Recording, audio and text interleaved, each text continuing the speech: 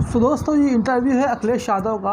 आज सभी को पता है कि यूपी में 9 सीटों के ऊपर उपचुनाव है, उसी के ऊपर इंटरव्यू हो रहा था। और आप देखिए चित्रा त्रिपाठी को कितनी अच्छे तरीके से अखिलेश यादव ने हर बात का जवाब दिया है। तो शुरू करते हैं इस वीडियो को। क्योंकि बटेंगे और कटेंगे वाला बयान हरियाणा में जाकर योगी आदित्यनाथ ने जी ने दिया था, वहां पर बीजेपी ने जीत हासिल कर ली। वही नारा महाराष्ट्र में दिया जा रहा है और वही नारा उत्तर प्रदेश की सियासत में भी बुलंद किया जा रहा है। तो ये जो ध्रुवीकरण की सियासत है, ये आप लोगों को नुकसान पहुंचाती है। वो हिंदुओं को एकजुट कर रहे हैं और यही आपके लिए सबसे बड़ी चुनौती है। अखिलेश जी, सरकार जानबूझ करके ऐसे नारे दे रही हो। मैंने कई मौकों पर कहा, फिर मैं बात को दोहराता हूं।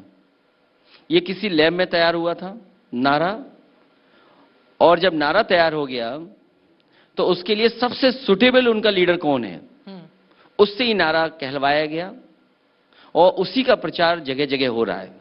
और इसलिए किया जा रहा है क्योंकि ये जो उत्तर प्रदेश की समस्या है, समाधान जिसका ढूंढना था, सरकार नाकाम है। जो लोग लॉ एंड ऑर्डर की बात कर रहे थे, जिस राजधानी में हम लोग बैठे हैं, आप कल्पना कीजिए कि कस्टोडियल डेथ हो रही हो वहां पर, पुलिस का अन्याय चरम सीमा पर पहुंच गया हो। जो थाने हमें न्याय दिलाते हैं, जहां पर हम न्याय के लिए जा सकते हैं, वो अत्याचार गृह बन गए एक तरीके से। कोई थाने में जाएगा तो हो सकता है उसकी जेब से पैसे निकाल लें या वसूली हो जाए, और वसूली के अलावा अगर कुछ हो तो हो सकता है उसकी हत्या हो जाए। ये कोई पहली हत्या नहीं है उत्तर प्रदेश में। इसी राजधानी में इससे पहले एक दलित बेटी की हत्या की गई, कस्टोडियल डेथ हुई, और अभी हाल में ही एक और मोहित नौजवान की हत्या हो गई। सरकार के पास जवाब क्या है? और इसी लखनऊ के पास इस सरकार ने दंगा करा दिया। जो लोग जीरो टॉलरेंस की बात करते थे, दूसरों पे आरोप लगाते थे, वो सरकार खुद शामिल हो रही है दंगे में। जिस सरकार को सब कुछ पता था, क्या सरकार का इतना फेलियर हो सकता है, इंटेलिजेंस का इतना फेलियर हो सकता है कि उन्हें पता ही नहीं हो कि क्या होने जा रहा है? कभी भी प्रोसेशन निकलता है, थाने स्तर पे बैठक होती है, लीडर्स के बीच में बैठक होती है, रूट तय होता है, उसके बाद बहराइच में घटना हो गई, राजधानी में तो हुई कस्टोडियल डेथ। अभी जौनपुर में रुकने का नाम नहीं ले रहा। एक बिन समाज के नौजवान की हत्या कर दी पुलिस ने, पीट पीट करके हत्या कर दी। और केवल यही नहीं, उत्तर प्रदेश में मुरादाबाद हो, मेरठ हो, कई जिलों से लगातार सूचनाएं आती हैं। समाजवादी पार्टी के लोग पहुंचते हैं, उन परिवारों की मदद करते हैं। इसलिए ये बातें मैं कह रहा हूं, क्या सरकार के पास जवाब है कस्टोडियल डेथ के लेकर के? और फिर जो लोग ये कहते हो कि कानून व्यवस्था हमारी बेहतर है, जीरो टॉलरेंस है, मंगेश की हत्या कर दी आपने, और उस हत्या की बैलेंस के लिए आपने क्या किया? एक क्षत्रिय परिवार के नौजवान की भी हत्या कर दी और कहते हैं हम बैलेंस कर रहे हैं। क्या इनकाउंटर में बैलेंस करेंगे आप? हत्या करके कौन सा बैलेंस आप कर रहे हैं? क्या जवाब है सरकार के पास? अब मैं आ जाती हूं, जिस बुलडोजर को लेकर सुप्रीम कोर्ट ने भी अपनी बात कही थी और एनकाउंटर को लेकर भी बहुत सारे सवाल, लेकिन इसी उत्तर प्रदेश का एक हिस्सा ऐसा है जो सरकार के समर्थन में इसको लेकर खड़ा हो जाता है, और उसी वजह से बीजेपी के कार्यकर्ता उत्साहित रहते हैं। जगह जगह बुलडोजर, हमने यहां तक देखा है कई जगह शादियों में दूल्हा भी बुलडोजर पर जा रहा है। बुलडोजर अन्याय का प्रतीक बना है। अन्याय का प्रतीक से खुशी नहीं मिल सकती किसी को, और जो लोग अन्याय के प्रतीक से खुश हो रहे हैं, उनसे ज्यादा समाज में नेगेटिव व्यक्ति कोई नहीं हो सकता। और जिनका भाव ही विनाशकारी हो, बीजेपी के कई लोग ऐसे हैं जिनके हाथों में विनाशकारी रेखा है। आप बुलडोजर से कोई बिल्डिंग बनाते, पुल बनाते, कोई काम करते, कंस्ट्रक्शन का काम होता, आप घर गिरा रहे हो, लाखों घर गिरा दिया आपने। उन्होंने कहा सिर्फ अवैध निर्माण पर यह कार्रवाई की गई है। अगर अवैध निर्माण पे कार्रवाई हुई है तो अवैध निर्माण पे जो दोषी अधिकारी थे, उनके कितने घरों पे आपने बुलडोजर चलाया है, जिनकी वजह से अवैध निर्माण हो रहा है? और मैं आपसे कह रहा हूं, यहां बैठ करके कह रहा हूं, गवर्नर हाउस के सामने इलीगल कंस्ट्रक्शन हो रहा है। वो हेरिटेज बिल्डिंग है, क्या उसका नक्शा पास है?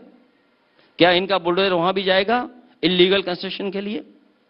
और नहीं मानते आप, किसी अपने चैनल के जो आपका स्टिंगर कोई व्यक्ति हो, चैनल का कैमरा लेकर के जाके देख सकता है। क्या उसको लीगल इलीगल क्या मानेंगे आप? आप तो ये भी कहते हैं मुख्यमंत्री आवास का भी नक्शा पास नहीं है। अगर नक्शा पास हो तो नक्शा दिखा दे। एलडीए ने पास किया कि नगर निगम ने पास किया है? मुख्यमंत्री आवास का भी नक्शा पास नहीं है। मैं तो कह रहा हूं ना, सरकार के लोग नक्शा दिखा दें उसका।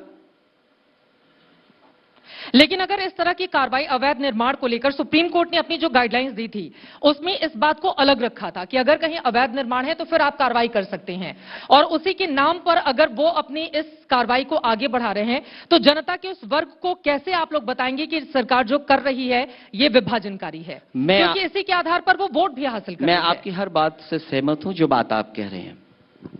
एलडीए में या जितनी भी डेवलपमेंट अथॉरिटीज हैं उनमें सब में सूची बनी हुई है कि इलीगल कंस्ट्रक्शन कहां कहां हुआ है। उन सूची के तहत आप क्यों नहीं गिरा रहे किसी का? एलडी में होगी सूची, या जितनी भी डेवलपमेंट अथॉरिटीज है उनमें सूची है। और मैंने तो आपसे कहा गवर्नर हाउस के सामने इलीगल कंस्ट्रक्शन हो रहा है, क्या उसका नक्शा पास है? और फिर जिसने इलीगल कराया है क्या उन अधिकारियों के खिलाफ कार्रवाई हो रही है? क्या उन अधिकारियों के खिलाफ कार्रवाई होगी? लेकिन यहां पर मुख्यमंत्री जी बड़े बड़े दावे करके गए हैं। उनकी ओर से एक तरफ कानून प्रशासन को लेकर अपनी पीठ थपथपाई जा रही है, $1 ट्रिलियन इकोनॉमी उत्तर प्रदेश की बनाने को लेकर भी उन्होंने यहां से हुंकार भरी है। एक बात मैं कह दूं आपसे, जिस प्रदेश के पास अपना परमानेंट डीजीपी ना हो, कार्यकारी डीजीपी हो, कई बैचों के जो जिम्मेदार अधिकारी हैं जो सेवा देना चाहते हैं, निष्पक्ष काम करना चाहते हैं, उनके चेहरों के भाव पढ़ लीजिए आप। आईपीएस लोगों के कितने आईपीएस लोग रह गए जो उस स्थान पर नहीं पहुंच पाएंगे? इसका जवाब किसके पास है? और फिर जहां तक $1 ट्रिलियन इकोनॉमी की बात है, आप सरकार ने बोल दिया, आपने स्वीकार कर लिया। क्या ग्रोथ रेट कितनी होनी चाहिए?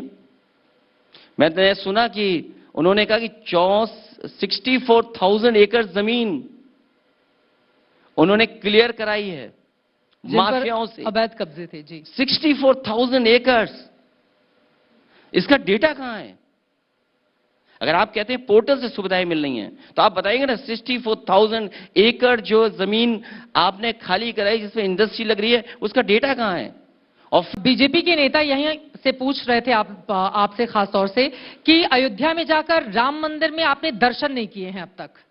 इतना अयोध्या का हर जगह गुणगान कर रहे हैं लेकिन दर्शन नहीं किए प्रभु राम। भगवान राम सब जगह हैं, भगवान सब जगह हैं। और जो बात मैंने पहले कही वही मैं फिर कहता हूं कि हम भगवान जब बुलाएंगे तो अपने आप भाग करके दौड़ कर ही चले जाएंगे। चलिए अब मैं आपको लेकर चलती हूं हरियाणा। देखिए वहां पर कांग्रेस पार्टी की जो स्थिति रही, पहले लगता था, एग्जिट पोल के आंकड़ों ने भी बताया था कि वो किस तरह से क्लीन स्वीप कर रही है और बाद में उसको हार का सामना करना पड़ा। कांग्रेस पार्टी की इस हार के पीछे बड़ी वजह क्या देखते हैं अखिलेश यादव? आपने जो मंत्र उत्तर प्रदेश में लागू किया था 2024 में, क्या वो मंत्र कांग्रेस पार्टी के नेताओं को हरियाणा के लिए नहीं दिया गया? मैं कोई समीक्षा नहीं कर सकता हूं। मुझे उम्मीद है कांग्रेस पार्टी ने, उनके सहयोगी लोगों ने हारने के बाद अपनी समीक्षा जरूर की होगी। कुछ तो समझ में आया होगा, इंडिया गठबंधन के आप हिस्सा हैं, सलाह तो दी होगी। मैंने तो जो समर्थन देना था मैंने समर्थन दिया था। जब चुनाव में नहीं लड़ा और हमारी पार्टी चुनाव में नहीं लड़ी तो मैंने समर्थन इंडिया गठबंधन को वहां दिया था। महाराष्ट्र लेकर चलते हैं। यहां पर आपको लगातार कांग्रेस पार्टी से चिरौरी करनी पड़ी, जो खासतौर से पूर्वांचल में जिस शब्द का इस्तेमाल किया कि दे दो भैया, 5 दे दो नहीं तो 25 पे लड़ेंगे। अभी की स्थिति क्या है आपके लिए? समाजवादी पार्टी कभी इस तरह का तर्क नहीं रखती। समाजवादी पार्टी ने हर बार यही कहा है कि सवाल सीट का नहीं जीत का है। और आप देखिएगा जब परिणाम आएगा तो परसेंटेज में सबसे अच्छी जीत समाजवादियों की ही दिखाई देगी आपको। दोस्तों आप लोग क्या सोचते हो, यूपी के 9 सीटों के ऊपर जो उपचुनाव होने वाले हैं, क्या उसको योगी जी फिर से जो सीट जीत लेंगे या फिर अखिलेश यादव बाजी मार ले जाएंगे और वो काफ़ी ज़्यादा सीट निकाले जाएंगे? आप लोग अपना ओपिनियन ज़रूर कमेंट बॉक्स में देना। चलिए मैं तो आपको ऐसे वीडियो में, तब तक अपना ख्याल रखिए। Bye bye.